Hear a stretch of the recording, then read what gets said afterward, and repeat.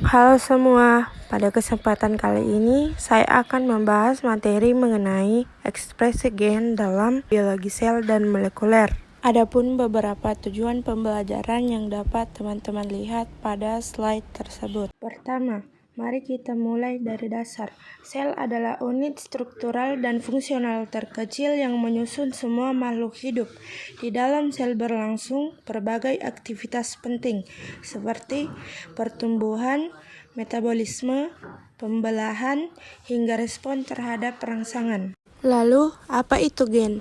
Gen adalah unit dasar pewarisan informasi genetik yang terdiri dari urutan DNA atau RNA pada beberapa virus yang mengkodekan produk fungsional seperti protein atau RNA fungsional, misalnya tRNA, rRNA, snRNA, dan sebagainya. Struktur gen adalah susunan atau komposisi bagian-bagian dari gen yang membentuk satu unit fungsional dalam DNA.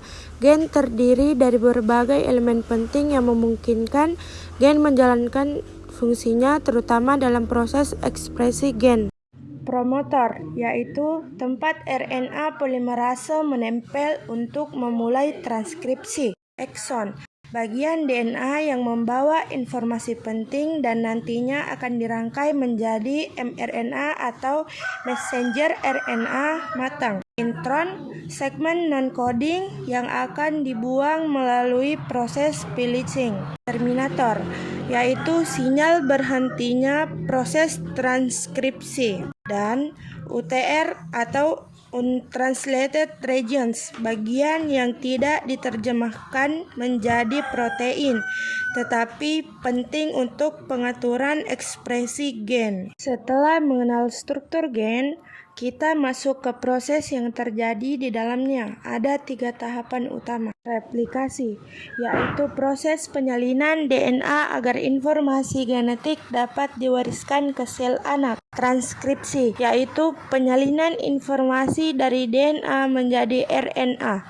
khususnya mRNA yang berlangsung di inti sel. Translasi, yaitu proses penerjemahan mRNA menjadi rantai asam amino untuk membentuk protein yang berlangsung di ribosom. Ini dikenal dengan dogma sentral biologi molekuler yang memiliki alur sederhana DNA, 7 RNA, dan menjadi protein. Namun, tidak semua gen selalu aktif. Ekspresi gen dapat diatur melalui mekanisme tertentu. Salah satunya adalah sistem operan yang banyak ditemukan pada bakteri. Dalam sistem ini terdapat promotor, operator, represor, gen struktural, dan terminator. Jika represor menempel pada operator, maka transkripsi akan terhenti sehingga protein tidak terbentuk. Sebaliknya, jika represor